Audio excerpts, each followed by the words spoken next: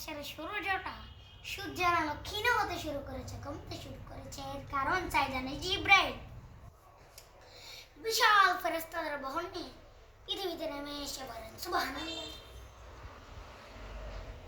এসে বলেন নবী আপনি কি জানেন না ঠিক একটু আগে মদিনাতে আপনার এক প্রিয় সাহাবা, তার নাম হচ্ছে মুআবিয়া ইবনে মুআবিয়া আল-মুজানি, একটু আগে শেষ নিঃশ্বাস ত্যাগ করেছে। বিশ্বনবী বললেন ইন্না লিল্লাহি ওয়া ইন্না ইলাইহি রাজিউন। সাইয়েদনা জিব্রাইল বললেন হ্যাঁ নবী, আপনি কি আপনার প্রাণের সাহাবীর জন্য গায়বানা জানাজা পড়বেন না? বিশ্বনবী বললেন অবশ্যই পড়ব। সাহাবাদের মধ্যে ঘোষণা দিলেন সাহাবারা তোমাদের ভাই মুআবিয়া ইবনে মুআবিয়া আল-মুজানি কিছুক্ষণ আগে মদিনাতে ইন্তেকাল করেছে। সবাই বাইরে বের হয়ে আসো, এই মাত্র এই মুহূর্তে আমরা গায়বানা জানাজা পড়ব। বিশ্বনবী প্রথম কাতারে দাঁড়ালেন। হাজার হাজার সাহাবারা লাইন ধরে দাঁড়ালো। সাইয়েদনা জিব্রাইল 1,40,000 ফেরেশতা নিয়ে সাহাবাদের পেছনে দুইটা লাইনে দাঁড়িয়ে গেলেন। প্রথম লাইনে 70,000, দ্বিতীয় লাইনে আরো 70,000, মোট 1,40,000 ফেরেশতাদের বহন।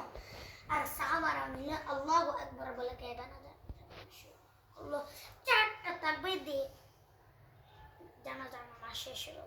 বিশ্বনবী তো আবার কি রে ঘটনা কি, কোন সাহাবীর গায়বানা জানা যায় তো আকাশ থেকে ফেরেশতা নামবে না? বিশ্বনবী বললেন জিব্রাইল কোন সাহাবীর গায়বানা জানা যায় তোমরা আকাশ থেকে এত ফেরেশতার বহন নিয়ে নামো না? কি এমন ভালো আমল করেছে আমার মুআবিয়া, কি এমন ভালো আমল ছিল যার কারণে আকাশের বুক থেকে তার এত সম্মান? জিব্রাইল বললেন নবী তেমন করে বড় আমল নয়, ছোট্ট একটা আমল, কিন্তু আমলটার ভালোবেসেছে কে? আপনার এই প্রিয় সাহাবী হাঁটতে বসতে চলতে ফিরতে সব সময় পড়তো কুল হুয়াল্লাহু আহাদ আল্লাহুস সামাদ লাম ইয়ালিদ ওয়া লাম ইউলাদ ওয়া লাম ইয়াকুল লাহু কুফুয়ান আহাদ। পড়েন আল্লাহু আকবার।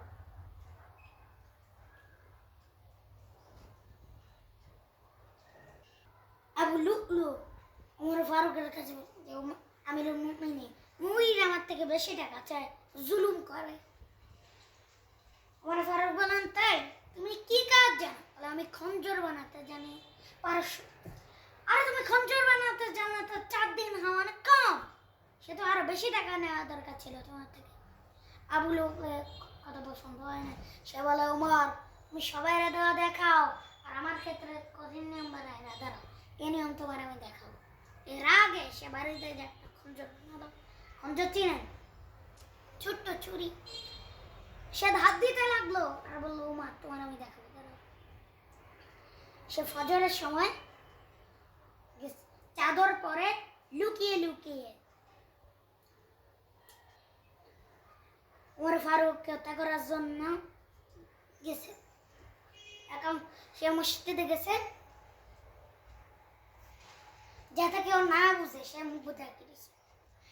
তো একামত হলো, সে বুদ্ধি করে মারার জন্য ওমর ফারুকের পিছনে মুয়াজ্জিনের পাশে দাঁড়ালো।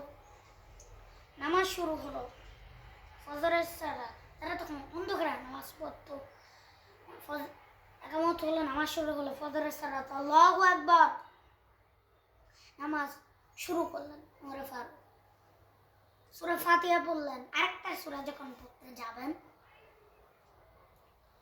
আবু লুকলুক খঞ্জর নিয়ে ওমর ফারুকের বুকের মধ্যে 3টে সিরিং বললেন। আরেকটা বললেন নাভির নিচে, মায়ের সাথে সাথে পাকস্থলী কেটে গেল। আরেকটা বললেন পাঁজরে, পাঁজর ছিঁড়ে গেল। 3টা মারার পর ওমর ফারুক বললেন কথা নিয়ে আসতে কুকুর আমাকে মেরে ফেলেছে। পেছন দিক থেকে এক সাহাবীকে টান দিয়ে সামনে নিয়ে গেলেন আর বললেন তুমি নামাজের ইমামতি করো। আর বাকিরা ধরাধরি করে ওমর ফারুককে পেছনে নিয়ে আরম্ভ করলো। আর এই আক্রমণ যে করেছে সে কাতারের মাঝখান দিয়ে যেতে আরম্ভ করলো এবং 2 দিকে ছুরি মারতে আরম্ভ করলো। 13 জন সাহাবীর গায়ের মধ্যে ছুরি মেরেছে, 7 জন জায়গায় মৃত্যু। এই ভয়ঙ্কর অবস্থা দেখে এক সাহাবী ওই যে অনেকে এরকম জুব্বাওয়ালা, অনেকে এরকম জ্যাকেট পরছে না মাথাওয়ালা, সাহাবীর পরছে, যে আক্রমণ করছে তার দিকে উড়ার মতো জুব্বা। তো সে সে জুব্বার মধ্যে পেঁচিয়ে নিচে পড়ে গেল আর নিজের বুকে নিজে কি আক্রমণ যে করেছে।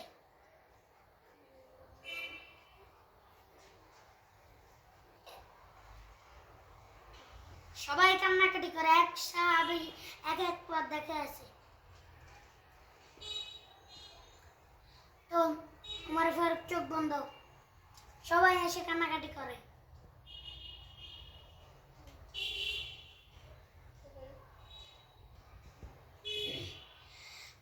মুখের নাভি দিয়ে দুধ বেরিয়ে যাচ্ছে। ডাক্তার বলে ওনার বাঁচানো সম্ভব না। আল্লাহর মেহেরবানিতে অনেকক্ষণ পরে তিনি চোখ খুললেন। চোখ খোলার পরে উনি বলেন, ওমা আমি মরে যাই। চোখ খোলার পরে উনি বলেন না কে মারলো আমারে। চোখ খোলার পরে উনি বলেন না আমার ঘরে নেতা কে হবে। চোখ খোলার পরে সর্বপ্রথম কথাটি ছিল আসল্লাহ নাস, আমার নেতৃত্বে যে ফজরের জামাত শুরু হয়েছিল এটা কি ঠিক মতো তোরা পড়েছিলি?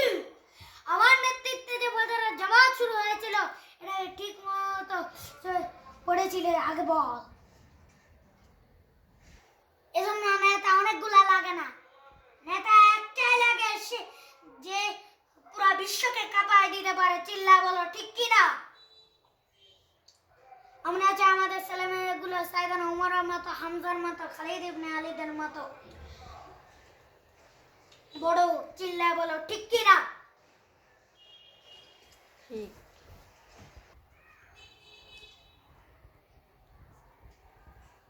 তোমার ছেলে মেয়ে হয়েছে না, তুমি বললে আমাদের ছেলে মেয়েরা বলছে যে এই জন্য বলি এমনি বলছি আর কি, আদারিদের আওয়াজে দেখছি জন্য।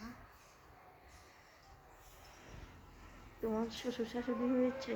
না, শ্বশুর শাশুড়ির জন্য তো দোয়া করো তুমি। তাদের মনে কথা বলছি জন্য।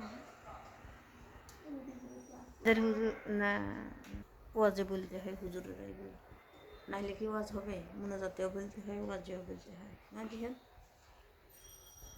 ঠিক না দিহান? সবার জন্য দোয়া করতে হয়, ঠিক নেই? এটা সবার জন্য দোয়া।